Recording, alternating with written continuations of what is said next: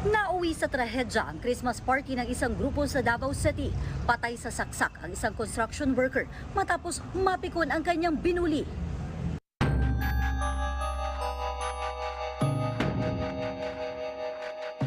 Sa hot pursuit operation nalambat ang 23 anyos na construction worker na si J.R. Bandala Sadon sa barangay Bukas, Santa Maria, Davao Occidental. Sospek si Sadon sa pagpatay ng kanyang katrabaho noong mismong araw ng Pasko.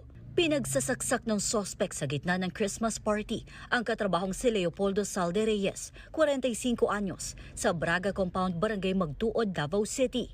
Matapos ang insidente, mabilis na nakaeskapo ang sospek. Pero sa tulong ng netizens, mabilis na natuntun ang salarin. Ito lang siya tumakbo kasi taga rito yung sumaksak. Umuwi siya dito, tapos spotted siya. Nakipagtulungan din yung barangay Buka. Kaya subukan ng mga pulis na pumunta sa area.